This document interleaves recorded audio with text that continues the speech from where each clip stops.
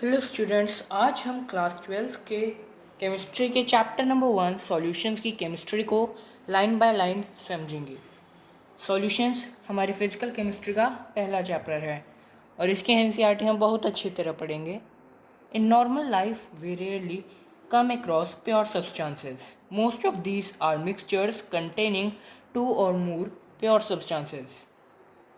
हमने class 11th के chapter number 1 में पढ़ा था कि मिक्सचर क्या होते हैं जिसके अंदर टू से ज़्यादा प्योर सब्सटेंसेस होते हैं, और प्योर सब्सटेंसेस क्या होते हैं जिनकी composition through out the mixture uniform होती है। आप अपनी एनसीईआरटी को मेरे साथ समझते जाइए और जो पॉइंट इम्पॉर्टेंट होगा नीट के लिए वो मैं आपको विद इन द वीडियो बता दूंगा। Their utility or importance in life depends on their composition. For example, the properties of brass, mixture of copper and zinc, are quite different from those of German silver, mixture of copper, zinc and nickel, or bronze, mixture of copper and tin. तो यहाँ पे हमें 3 alloys के example दिए हैं। पहला है brass, second है जर्मन सिल्वर और थर्ड है ब्रॉन्ज। तो ब्रास किसका मिक्सचर है? कॉपर और जिंक का। और जर्मन सिल्वर कॉपर, जिंक और निकल, इन 3 सब्सटेंसेस का मिक्सचर है जर्मन सिल्वर। और ब्रॉन्ज जो हमारा थर्ड एलॉय है वो है कॉपर और टिन का मिक्सचर। 1 पार्ट पर million ppm of fluoride ions. Fluoride ions कैसे लिखते हैं हम? यानी F- in water prevents tooth decay, while 1.5 ppm causes the tooth to become mottled, and high concentrations of fluoride ions can be poisonous.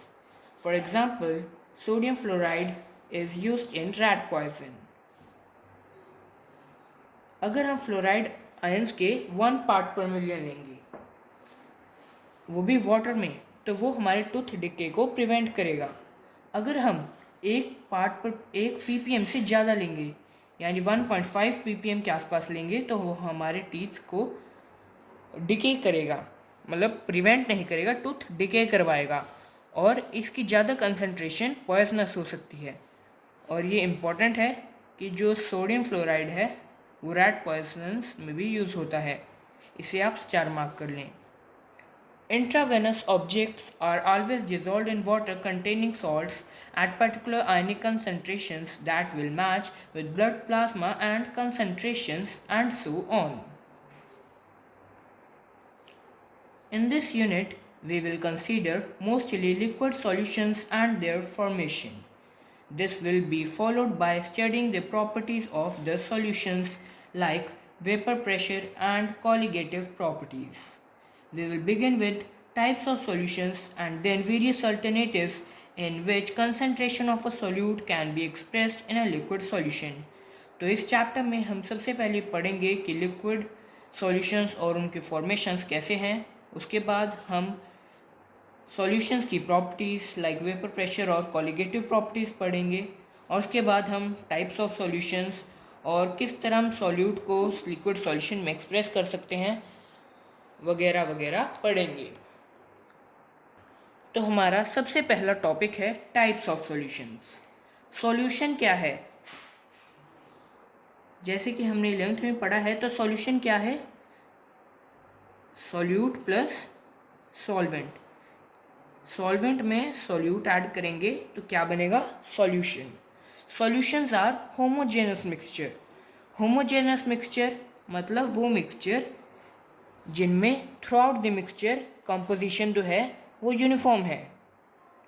मतलब example ये हमने salt और water का, अगर आप पानी में नमक को मिक्स करोगे तो आप एक बार मिक्स होने के बाद अलग अलग उन्हें नहीं स्पॉट कर सकते एक लिक्विड सॉल्यूशन में। जैसे कि इथेनॉल प्लस वाटर मिलके बनेगा एल्कोहल, उसमें आप इथेनॉल और वाटर को अलग अलग डिफ्रेंशिएट नहीं कर सकते, अपनी नेक डाई से उन्हें डिफ्रेंशिएट नहीं कर सकते। Therefore, solutions are homogeneous mixtures of 2 or more than 2 components. Solution 2 या 2 से ज़्यादा components के mixture को कहते हैं। By homogeneous mixture, we mean that Its composition and properties are uniform throughout the mixture. Homogeneous mixture से हमारा मतलब है कि इसकी जो कॉम्पोजिशन और प्रॉपर्टीज़ हैं वो थ्रूआउट द मिक्सचर यूनिफॉर्म हैं. Generally the component that is present in the largest quantity is known as solvent. Students याद रखना कि एनसीईआरटी ने मेंशन किया है जनरली मतलब ज़्यादातर कंपोनेंट जो कि लार्जेस्ट क्वांटिटी में होता है उसे सॉल्वेंट कहते हैं. जनरली का मतलब है कि ज़्यादातर ऐसा होता है, इसका मतलब ये नहीं है कि हमेशा ही ऐसा होता है. इस बात को याद रखना. Solvent determines the physical state in which solution exist. Solvent वो है वही डिटरमाइन करेगा कि जो सॉल्यूशन है उसकी फिजिकल स्टेट कैसी है. अगर हम एग्जांपल लेंगे इथेनॉल प्लस वाटर का, तो इसमें हमारा सॉल्वेंट है वाटर. तो वाटर डिटरमाइन कर रहा है कि उसकी सॉल्यूशन की फिजिकल स्टेट कैसी है. तो इथेनॉल प्लस वाटर में फिजिकल स्टेट कैसी हुई, aqueous. One or more components present in the solution other than the solvent are called solutes. जो एक से ज़्यादा कंपोनेंट सॉल्यूशन में प्रेजेंट होते हैं सॉल्वेंट के अलावा उन्हें हम सॉल्यूट्स कहते हैं. In this unit we shall consider only binary solutions. Binary solutions किन्हें कहते हैं. बाइनरी सॉल्यूशंस वो सॉल्यूशंस होते हैं जिसमें ओनली 2 कंपोनेंट्स होते हैं. ओनली 2 कंपोनेंट्स, सॉल्यूट और सॉल्वेंट. वैसे ही हमारे पास होते हैं टर्नरी सॉल्यूशंस. टर्नरी सॉल्यूशंस में 3 कंपोनेंट्स होंगे और क्वाटरनरी में 4 components. Binary solution consisting of 2 components. Here each component may be solid, liquid or in gaseous state and are summarized in the table. अब हम इस टेबल को देखेंगे. देखो स्टूडेंट्स, नीट के लिए टेबल बहुत इंपॉर्टेंट है. इसमें वो आपसे पूछ सकता है सिंपल एमसीक्यू में या मैच द फॉलोइंग क्वेश्चंस आ सकते हैं कि अगर सॉल्यूट गैस है और सॉल्वेंट गैस है तो एग्जांपल दो. तो बस बहुत ईजी है, आप इसे 1 या 2 टाइम्स पढ़ेंगे तो आपको याद हो जाएगा. पहला है गैसियस सॉल्यूशंस. सॉल्यूशन कैसा है, गैसियस. तो सॉल्वेंट मतलब गैस होगा. अभी हमने प्रीवियस पेज पे पढ़ा कि जो सॉल्वेंट होता है उसी की फिजिकल स्टेट डिटरमाइन करती है कि वो सॉल्यूशन कैसा होगा. सॉल्यूशन है गैसियस तो सॉल्वेंट की फिजिकल स्टेट होगी गैस. अगर सॉल्यूशन लिक्विड है तो सॉल्वेंट की फिजिकल स्टेट भी लिक्विड होगी. वैसे ही सॉलिड सॉल्यूशन है तो सॉल्वेंट की फिजिकल स्टेट सॉलिड होगी. अब केस 1 है, अगर सॉल्वेंट गैस है और सॉल्यूट भी गैस है तो एग्जांपल क्या है, मिक्सचर ऑफ ऑक्सीजन और नाइट्रोजन. ऑक्सीजन भी गैस है और नाइट्रोजन भी गैस है और इन दोनों के सॉल्यूशन को हम गैसियस सॉल्यूशन कहेंगे.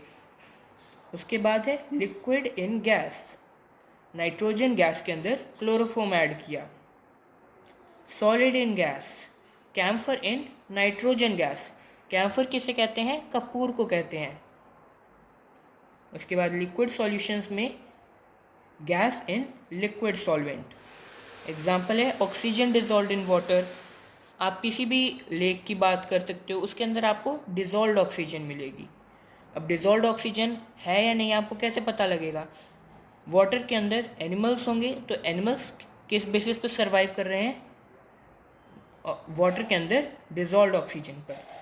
लिक्विड कॉमन एग्जांपल है ethanol dissolved in water will give alcohol.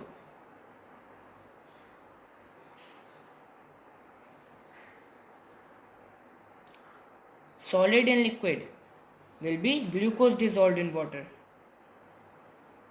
Solid solutions, gas in solid. Solution of hydrogen in palladium, H2 in palladium. palladium है एक सॉलिड और हाइड्रोजन गैसियस फॉर्म में लेनी है तभी तो गैस इन सॉलिड सॉल्यूशन बनेगा. उसके बाद liquid in solid solution, amalgam of mercury with sodium. क्या कहेंगे इसे, NaHg. Solid solution, common example है गोल्ड. 22 कैरेट होता है जिसमें क्या होता है, कॉपर होता है. तो ये हो गया copper dissolved in gold, solid solution का एग्जाम्पल हो गया। तो स्टूडेंट्स, हमने अपना topic types of solution discuss कर लिया है। अगला टॉपिक है एक्सप्रेसिंग कंसंट्रेशन ऑफ सॉल्यूशंस। ये टॉपिक आपको हमारे चैनल पर मिल जाएगा, इसको जाकर वॉच कीजिएगा।